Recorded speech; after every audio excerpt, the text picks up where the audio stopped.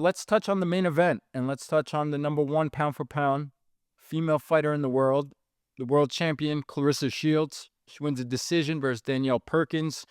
She capped it off her strong performance with a knockdown right before the final bell. What'd you think of her opponent, and what'd you think of her overall? Her opponent's 42 years old, so let's start there, 41, whatever. All right, I thought her opponent, look, I like her opponent. She's a southpaw, she's big, she stepped up in weight, she's a heavyweight, she had reach advantage over Claressa, she had a size advantage over Claressa, all of that. But we know, if we really know this sport, it's not always about size, it's about skill. I mean, how many times in catchweight fights have we seen smaller people beat bigger people? And the size difference wasn't that much anyway here, but there was a little bit of a size difference. But I mean, look at Usyk. I mean, he beat a guy 60 pounds bigger than him, 40 pounds, 50, whatever it was. I mean, we've seen it through the history. It's about how you fight. It's about how together you are mentally and what kind of fighter you are. And that's what it's about. And Shields is a higher level than anybody right now in that, in any division. She keeps going up in divisions and she keeps doing one thing, keeps winning and showing that she's the best one in any division that is within her reach that she goes to. That she is a full package. She's technically, I caught her first fights in the Olympics when she was 16, and she made me look good. I went on the air. They said, how are we going to do? Talking about the men's, because that was the first time women's boxing was in the Olympics. It was in London. And so we went on the air. They wanted to know, Teddy, how's our team going to do? Meaning the men's. I said, I don't think they're going to do too good. I don't think we're going to medal. What? We're not going to medal. But the good news is, I think the women will get a gold medal. They were like, what? I said, yeah, I think this Claressa Shields, 16-year-old girl, she's going to win a gold medal. She made me look smart for once.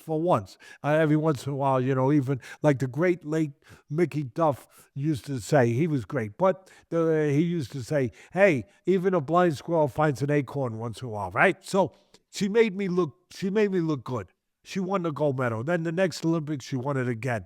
She is physically talented. She's mentally tough. She went into MMA. That's right. Who does that?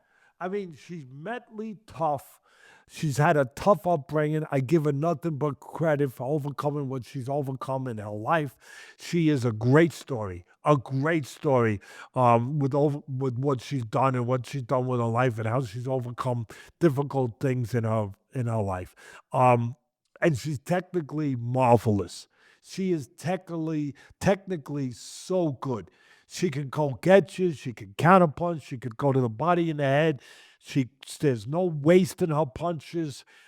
She doesn't leave herself open. Like I said, she mixes defense with offense.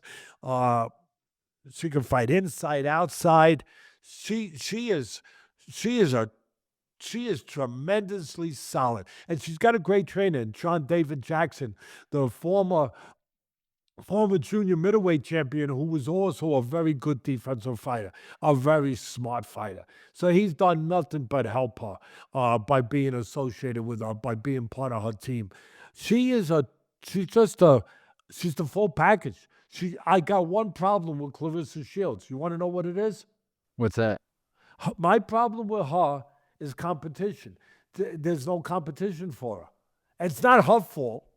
But I'm being very honest. I'm saying things I don't think other people are going to bring up. But my problem with saying, okay, Sunday night, I got it marked down on my calendar. I'm watching Claressa. My problem with marking down on my calendar on a Sunday when I got some other things I could do and making sure, or Saturday night, whatever, this one happened to be Sunday, whatever night it is, to mark down that I have to be there to watch her, I have a problem. Because I don't think I'm going to be. I love watching her, but I don't want to watch the shadow boxing. I don't want to sit down and spend an hour of my time watching somebody shadow box. I want to see them in a competitive fight. Am I wrong for saying that?